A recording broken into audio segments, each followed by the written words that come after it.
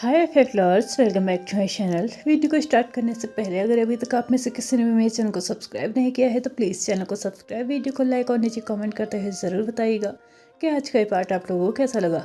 तो चलिए love with misunderstanding के नेक्स्ट पार्ट को स्टार्ट करते हैं। लास्ट पार्ट में हमने देखा था कि सारे के सारे कॉलेज को ये पता चल चुका था कि विंग एक लड़की नहीं एक लड़का है, और वो भी किसी और की वजह से नहीं, लांसोसे की वजह से।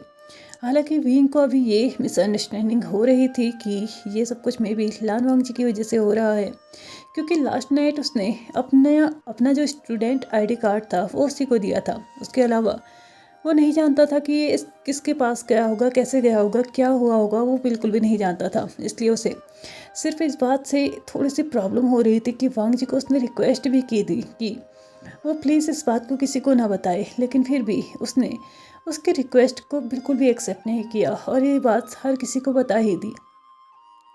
दूसरी तरफ लांसो से एक अजीब सा बिहेवियर अब विंग के साथ करने लगा था। मानो विंग के साथ मतलब एक्स्ट्रा टची होना, विंग को मतलब गलत गंदे तरीके से छूना, वो एकदम बहुत ज़्यादा क्लोज जाके विंग के थाइस से अपने फिंगर को ऊपर तक लेके जा रहा था। लेकिन वो उसके चेस्ट तक पहुंच पाता इससे पहले ही एक जोरदार का मुक्का आके उससे पड़ गया था। लेकिन वो तो विंग से दूर हो चुका था, लेकिन विंग अपनी जगह पे एकदम वैसे ही खड़ा था जैसे कि वो तब खड़ा था जब लांसोसे उसे छू रहा था।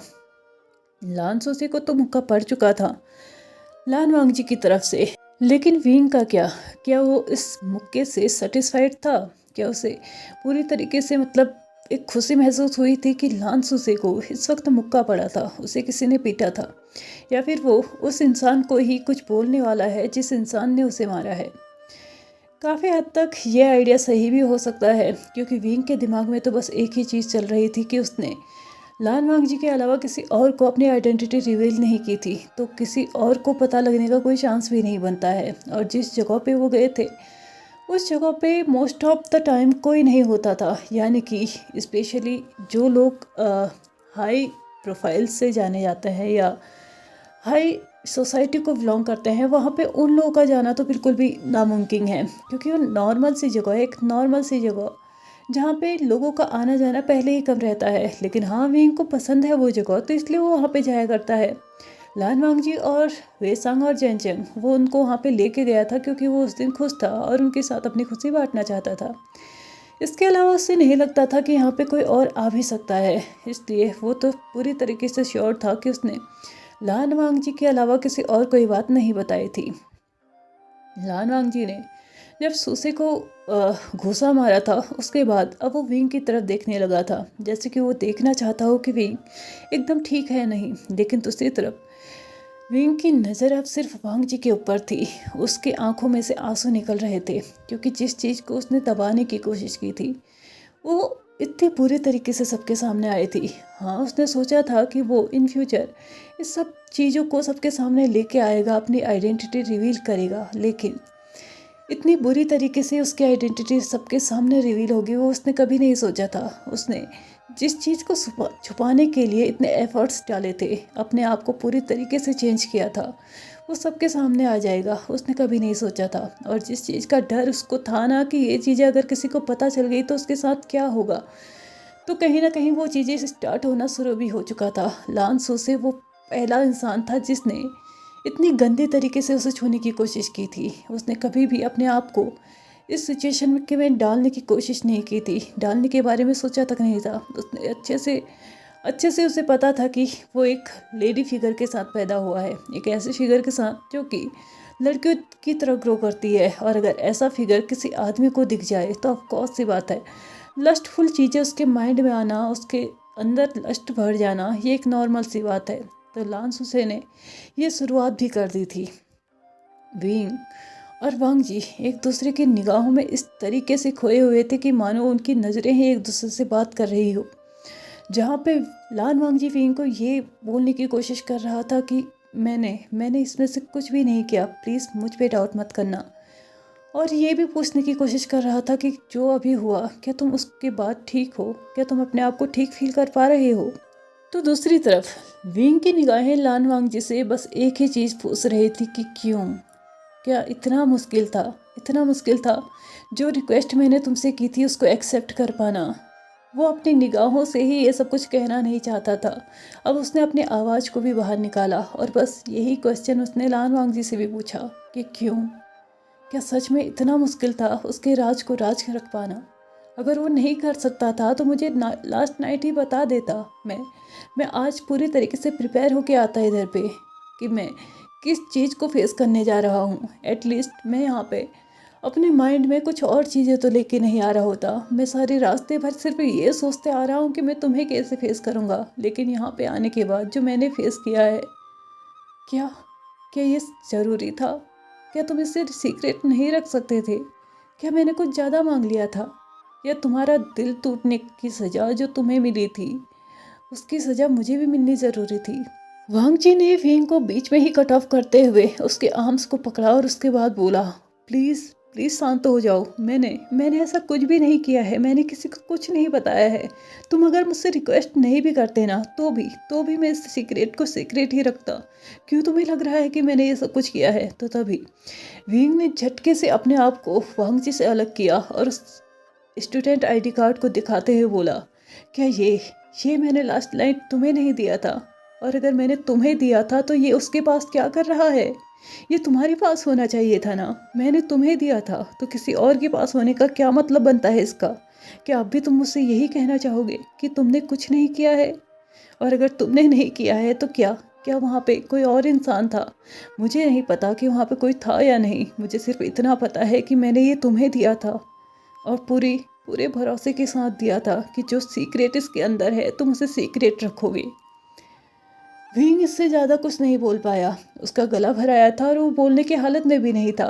उसके आंसू बेहिसाब बहे जा रहे थे। उसके गले ने भी उसका साथ छोड़ दिया था। आगे बोलने की हिम्मत उसकी अब नहीं थी।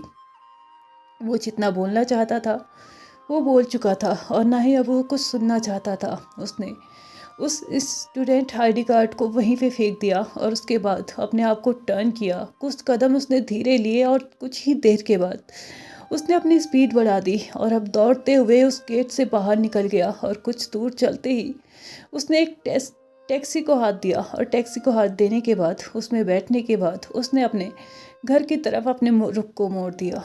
दूसरी तरफ वांग जी था जो उसके पीछे दौड़ रहा था और उसको आवाज़ लगा रहा था, लेकिन वांग जी की आवाज़ को सुनने की हालत में शायद इस वक्त विंग नहीं था। शायद वांग जी ने जितनी भी आवाज़ लगाई होगी उसमें से एक आवाज़ तक विंग ने नहीं सुनी होगी। फाइनली जब वांग जी ने ये देखा कि विंग टैक्सी में बैठ के जा चुका है तो अब उसके दौड़ने का कोई फ़ायदा नहीं है। उसने अपने आप को उस जगह से अपने आप को रोकते हुए कुछ देर तक उस डायरेक्शन में देखते रहा जिस डायरेक्शन में अभी अभी विंग गया है। उसके बाद उसने अपनी मुट्ठियाँ और भी टाइटली बंद कर ली। मुड़ के वो वापस से वहीं पे आया जिस जगह से वो गया था। वहाँ पे अभी भी लांस उसे ज़मीन में पड़ा हुआ था जो कि बेहिसाब हंसे जा रहा था। अपनी ईविल स्माइल बहुत बुरी तरीके से वो हंस रहा था।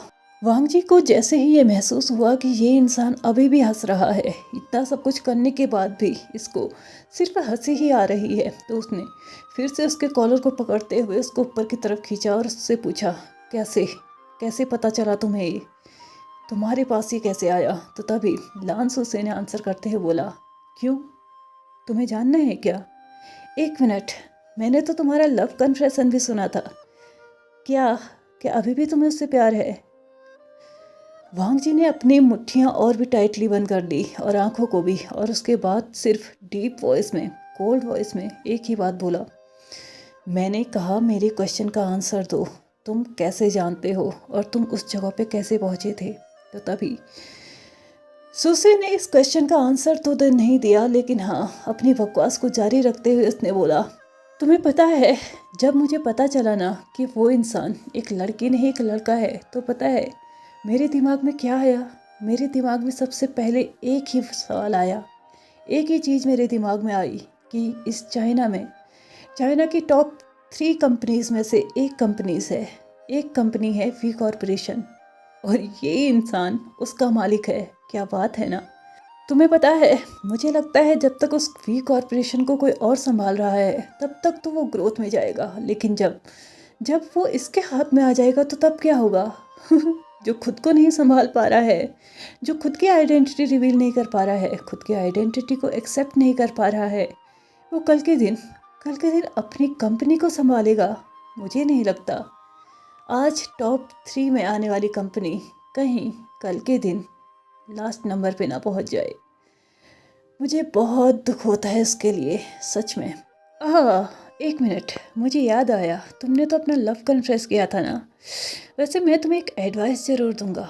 भले ही तुम उससे अब प्यार करो या ना करो, एक लड़के होने की वजह से तुम्हारा प्यार कम हो जाए या ना हो, मुझे सच में इस बारे में कुछ भी नहीं जानना है।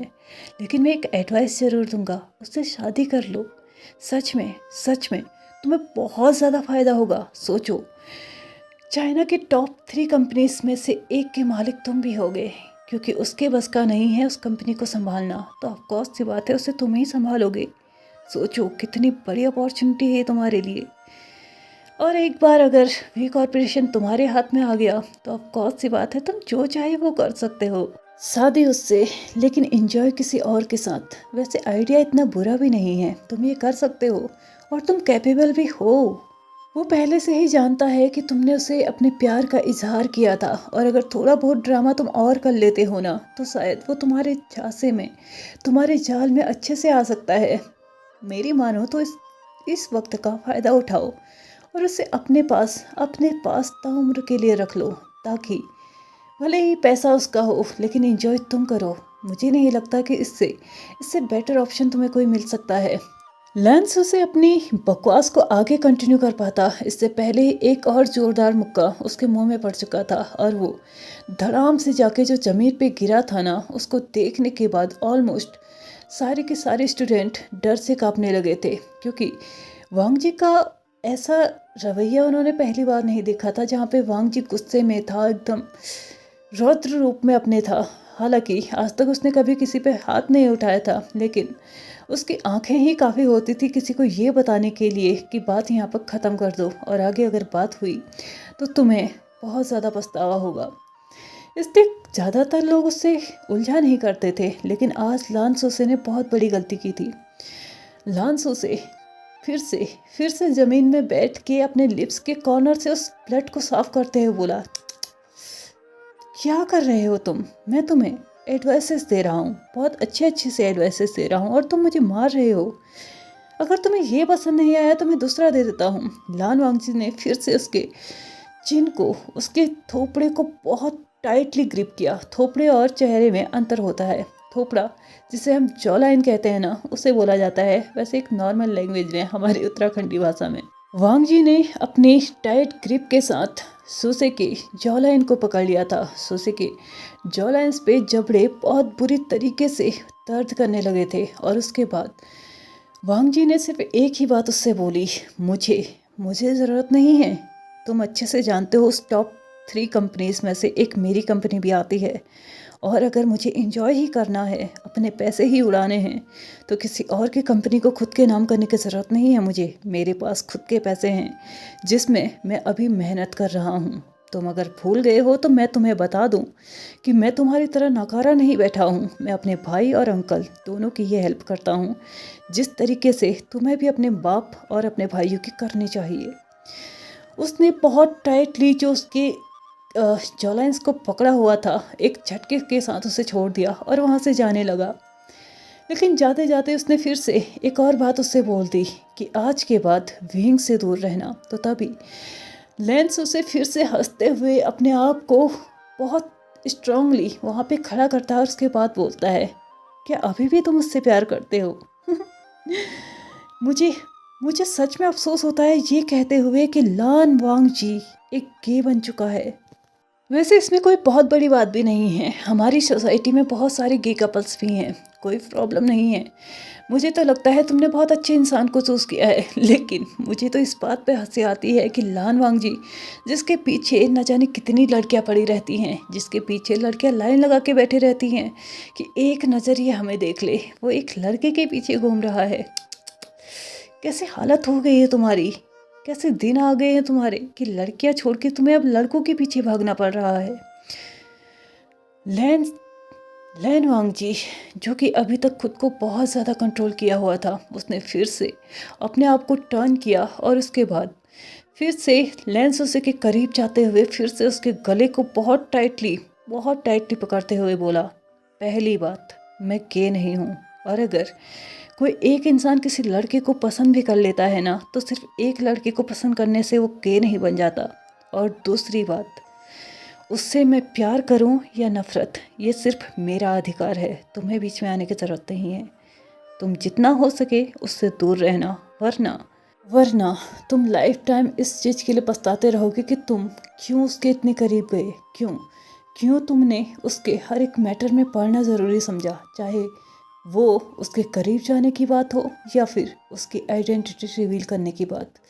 मैं अब सच में नहीं जानना चाहता कि तुमने ये सब कुछ क्यों किया और ये सब कुछ तुम्हें कैसे पता चला। बस मैं अब ये कहना चाहता हूँ कि जितना हो सके उससे दूर रहना। अगर उसकी परछाई के आसपास भी तुम आए ना, तो शायद उस टाइम के बाद से तुम्हारी खुद की परछाई तुम्हारा साथ छोड़ देगी। इस बार इसको धमकी मत समझना, ये मेरी वार्निंग है और ये भी लास्ट वार्निंग है। और तुम्हें अच्छे से पता है कि लान वांगजी एक बार जो बोल देता है वो करने में बोलने से भी कम टाइम लगाता है। उसने ऐसा कहते हुए उसके गले को झटकते हुए फिर से लेंस उसे को जमीन में जाके धक्का दे दिया था और खुद वहाँ से बहुत एंग्री फेस के साथ जा चुका था। वांगजी के इस गुस्से भरे फेस को देखने के बाद हर कोई वहाँ पे बहुत ज़्यादा डरा हुआ था। और साथ ही साथ दो इंसान ऐसे थे जो कि अभी तक इस सिचुएशन को समझ ही नहीं पाए थे, और वो थे जैन चैंग और वेसंग। उन लोगों को तो अभी तक ये ही समझ में नहीं आया था यहाँ पे क्या हुआ, आखिरकार ये क्या चल रहा है। विंग एक लड़का कैसे हो सकता है? उन्हें उन्हें इस बात का बिल्कुल भी आइडिया नहीं था। वो जहाँ पे ये सोचने की ये जानने की कोशिश करने वाले थे कि कल लास्ट नाइट उसके और लान वांगजी और विंग के बीच में क्या हुआ होगा। ये सुबह सुबह उनको कौन सा झटका मिल गया है, इस बात पे कितना बड़ा शौक होने लगा है, ये सिर्फ वो दोनों ही जानते थे। उन लोगों की तो इतनी हिम्मत तक नहीं हुई थी कि वो सबके बीच में आके वहाँ पे लान वांगजी से बात कर सके, सोसिक को कुछ पूछ सके, विंग को रोक सके या फिर कोई और एक्शन ले सके। वो तो जिस जगह पे खड़े थे एकदम स्टिफ वहीं पे खड़े थे। उन्होंने लान वांगजी को वहाँ से जाते हुए तो देख लिया था, लेकिन फिर भी उनकी हिम्मत नहीं थी कि वो उसके पीछे जाके उससे पूछ सके कि आखिरकार ये क्या चल रहा है, क्या हो रहा है ये सब कुछ। और विंग एक लड़का, वो कैसे हो सकता है, क्या बकवास है ये सब कुछ। वो दोनों ही पूछना चाह रहे थे, लेकिन उनके पैरों ने तो मानो जवाब दे दिए हों, और उनके पैर कह रहे हों कि नहीं, हम तुम्हारे साथ नहीं बढ़ सकते। लगभग 5 से 10 मिनट वैसे ही वहाँ पे निकल चुके थे। सभी लोग अपने अपनी क्लासेस में जा चुके थे। आज सभी को लेट हो चुका था, कोई भी अपनी क्लास में ऑन टाइम नहीं था। लेकिन दो लोग अभी भी वहाँ पे बिल्कुल वैसे ही खड़े थे। फाइनली 10 मिनट के बाद उन दोनों को जब अच्छे से होश आ गया कि यहाँ पे कोई भी नहीं है और वो भी अपनी क्लास से बाहर हैं, तो तभी वो दोनों ही एक दूसरे की तरफ देखते हैं और एक साथ पूछते हैं, ये क्या था? एक दूसरे को कम्प्लीटली बहुत अच्छे से देख लेने के बाद उसमें से वेसांग बोलता है, मुझे लगता है हमें वांगजी से बात करनी चाहिए। मे भी अब वही है जो हमें सारी चीज़ें अच्छे से समझा सकता है। और इसी के साथ उन दोनों ने कैफेटेरिया की तरफ अपने कदम बढ़ा दिए और वो दोनों अब कैफेटेरिया में पहुंच चुके थे। लगभग आधा घंटा निकल चुका था और वांगजी ने सब कुछ उन्हें एक्सप्लेन कर दिया था, और अभी वो दोनों और भी बड़े शौक में थे। उन लोगों को तो विश्वास ही नहीं हो रहा था कि विंग ने अपनी आइडेंटिटी अभी तक छुपा के रखी थी। क्या वो बचपन से ऐसे ही जीते आ रहा है? क्या उसके पेरेंट्स ने भी उसको ऐसे ही रखा था? वो लोग सच में नहीं जानते थे। और इस वक्त तो सच में वो दोनों बहुत ज़्यादा वरीड थे विंग के लिए, क्योंकि अगर उसने ये बात छुपाई थी तो ऑफ कोर्स सी बात है कोई बहुत बड़ी बात रही होगी, कोई ऐसी बात रही होगी जिसकी वजह से वो खुद को छुपाना चाहता था, सबकी नज़रों से खुद को बचाना चाहता था। लेकिन देखो ना, आज उसकी आइडेंटिटी सबके सामने आ गई है, तो इस वक्त वो किस हालत में होगा। वो दोनों चाहते थे कि इस वक्त वो विंग से बात करे, उसे ये फील कराने की कोशिश करे कि कोई बात नहीं है, अगर तुम लड़की भी हो तो भी कोई प्रॉब्लम नहीं है, हमें तुम जैसे हो वैसे ही एक्सेप्ट हो। लेकिन अगर वो लोग ऐसे बात बोलते भी हैं ना, तो भी ये क्लियरली दिखाया जा सकता है या देखा जा सकता है कि वो दोनों बस विंग के मन रखने के लिए बात बोलेंगे। क्योंकि सच यही है कि अभी तक वो खुद भी ये एक्सेप्ट नहीं कर पाए थे कि विंग एक लड़की नहीं एक लड़का है। और ये सच उनके लिए बहुत बड़ा शॉकिंग था, बहुत ज़्यादा शॉकिंग, जिस शौक से निकलने के लिए न जाने उनको कितना टाइम लगने वाला था। दूसरी तरफ वी हाउस में, या फिर ये कहो कि वी मैंसन में, बहुत बड़ा सा घर जहाँ पे एक इंसान बहुत बुरी तरीके से रो रहा था। उसने अपने पैरों को अपने आर्म्स में लेके बहुत टाइटली हक किए हुए था। उसने अपने सर को भी अपने नीज के ऊपर रखा हुआ था और बहुत बुरी तरीके से रो रहा था, क्योंकि आज उसकी वर्षों की मेहनत बहुत बुरी तरीके से पानी में मिल चुकी थी। मानो इतने सालों की उसकी मेहनत एक पल में ही हवा हो चुकी थी। उसे सच में इस वक्त ऐसा फील हो रहा था ना कि वो क्या करे। क्या क्या उसकी किस्मत इतनी बुरी है? हर एक चीज़ उसके करीब आते हुए, हर एक खुशी उसके करीब आते हुए, उसके एकदम करीब आने के बाद इतनी दूर क्यों चले जाती है? क्या क्या वो इस दुनिया में बस तकलीफ़ों को देखने के लिए आया है? क्या इसके अलावा उसकी किस्मत में कुछ और नहीं है? क्या कभी उसकी लाइफ में कुछ अच्छी चीज़ नहीं हो सकती है? क्या कुछ ऐसा होगा उसकी लाइफ में जो उसकी फेस पे एक ओरिजिनल स्माइल लेके आएगा, उसके दिल को बहुत अच्छे से धड़काना सिखाएगा, उसके दिल को भी उसी तरीके से बीट करना सिखाएगा जैसे कि नॉर्मल इंसानों के पास होता है। हर रोज एक नया झटका, एक नया शौक, एक नई तकलीफ, एक नई कंपटीशन और एक नए मुकाबले के लिए उसे तैयार होना पड़ता है। क्या ये ज़रूरी है? क्या उसकी लाइफ कभी एक नॉर्मल ट्रैक में नहीं आएगी? कब आएगा वो दिन जब वो भी खुल के सांस लेगा, जब वो सबसे ये कह पाएगा कि हाँ वो भी एक लड़का है, जब सबके सामने बैठ के वो भी अपने सर को उठा के सबके सामने वैसे ही बैठेगा जैसे कि नॉर्मली सभी लोग बैठते हैं? क्या उसकी लाइफ का एक दिन, सिर्फ 24 घंटे ऐसे हो सकते हैं जहाँ पे वो सिर्फ खुश हो रहा होगा, जहाँ पे उसके लिप्स पे स्माइल तो होगी लेकिन वो स्माइल ओरिजिनल होगी। उसके उसके आसपास ऐसे लोग होंगे जो उसकी बहुत ज़्यादा चिंता कर रहे होंगे। क्या उसकी लाइफ में भी कोई ऐसा दिन आएगा जहाँ पे लोग उससे बोल रहे होंगे कि चिंता मत कीजिए, हम सब तुम्हारे साथ हैं? क्या बहुत ज़्यादा मांग रहा है वो अपनी लाइफ से? क्या उसने बहुत ज़्यादा चीज़ों की उम्मीद कर ली है? उसके अकॉर्डिंग तो ये चीज़ बहुत छोटी सी है ना, सिर्फ 24 घंटे खुशियों से भरे हुए, सिर्फ 24 घंटे। अगर ताउम्र भी उसे दुखियों दुखों के दलदल में धकेल दिया जाए तो वो उसे एक्सेप्ट करेगा, लेकिन सिर्फ सिर्फ 24 घंटे, 24 घंटे चाहिए उसे उसकी लाइफ में ऐसे जो वो खुल के जी सके, जहाँ पे वो कह सके कि वो भी वो जान है। खुद के आंसुओं को बहाने के अलावा उसके पास अभी और कोई चारा नहीं था, क्योंकि वो सच एक्सेप्ट कर चुका था कि उसकी लाइफ में ऐसा कोई नहीं है जो उससे ये बोलेगा कि मैं तुम्हारे साथ हूँ, मैं तुम्हारा साथ दूंगा या साथ दूंगी, मैं हमेशा यहाँ हूँ जब भी तुम रोओगे, मेरा कंधा तुम्हारे लिए है, मेरी गोद तुम्हारे लिए है।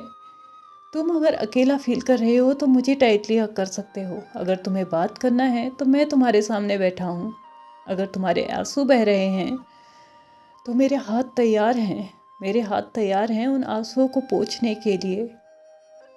17.5 साल का विभूजन सब कुछ देख लिया है उसने अपनी लाइफ में, हर तरीके की तकलीफ को झेल लिया है, हर तरीके के ह्यूमिलेशन को फेस कर लिया है। जो कुछ भी उसकी लाइफ में हो सकता था वो हर एक चीज़ उसने फेस कर लिया है। अगर फेस नहीं किया है तो खुशियों के कुछ पल जो कि उसके साथ तभी छोड़ चुके थे जब उसके मॉम डैड ने उसका साथ छोड़ा था। और यहाँ पे इस वक्त उस कमरे में बैठा हुआ विभूजान, जिसने अपने पैरों को बहुत बुरी तरीके से जकड़ा हुआ था, अपने घुटनों के ऊपर अपने सर को रखा हुआ था, वो अपने अंदर से बस एक ही दुआ कर रहा था कि काश उस दिन वो भी अपने मॉम डैड्स के साथ होता। अगर वो उस दिन उनके साथ होता तो शायद सब कुछ वहीं ख़त्म हो चुका होता। यहाँ पे बैठ के वो इस तरीके से नहीं रो रहा होता, नहीं कोस रहा होता अपने आप को इस दुनिया में आने के लिए। अगर उसके साथ यही सब कुछ होना था तो क्यों आया वो इस दुनिया में? क्या इस दुनिया में आना उसका ज़रूरी था? उसने तो ज़बरदस्ती नहीं की होगी भगवान से कि मुझे दुनिया में जाना है, और अगर की भी होगी तो इतनी सारी तकलीफ़ों के साथ तो नहीं की होगी। उसने भगवान से ये तो मांगा होगा कि एटलीस्ट कुछ टाइम तो उसकी लाइफ में ऐसा आए जहाँ पे वो भी खुश रहता होगा। हाँ, खुश रहा था वो बीच में एक पल के लिए, कुछ पलों के लिए, जब लान वांगजी, वेसांग और चैन चैंग उसकी लाइफ में एज ए फ्रेंड आए थे। लेकिन उसके बीच में भी जब उसको याद आता था ना कि वो इन लोगों को दुख दे रहा है, धोखा दे रहा है, तो अब कौन सी बात थी, वो खुशी के पल भी उसके लिए खुशी के नहीं रहे।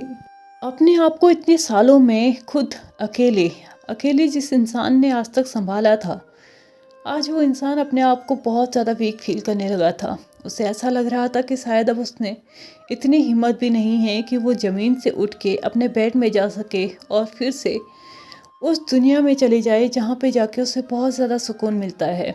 उस नींद की दुनिया में जाके जहाँ पर से उसे किसी दुख दर्द का एहसास नहीं होता। बस एक एक पील और उसकी सारी तकलीफ़ गायब हो जाती है। उसके उसके दिमाग में चल रहे हर एक कश्मकश को वो रोक देता है, एक पील। बट बट आज उसको उस एक पील को लेने के लिए भी बिल्कुल ताकत नहीं थी। उसको इतनी हिम्मत ही नहीं थी कि वो अपने सर को उठा सके अपने घुटनों से और अपने हाथों को किसी भी डायरेक्शन में मूव कर सके। वो तो मानो उसी उसी पोजीशन में एकदम स्टैचू बन गया हो। और अपने आप को खोलने की कोशिश भी वो कर रहा था ना, तो वो फील कर रहा था कि उसकी पूरी की पूरी बॉडी अकड़ चुकी है। अब शायद उसके हाथों में नहीं है कि वो अपनी बॉडी को खोल सके, वो अपने आप को थोड़ा सा भी मूव कर सके। बस उसके हाथ में है तो बस अपने आंसुओं को बहाना, जो कि एक बहुत आसान तरीका था उसके लिए कि अपने तकलीफ़ों को, अपने दुख दर्द को बिना किसी को बताए अपने अंदर से बाहर निकालना है तो उसे रोना होगा।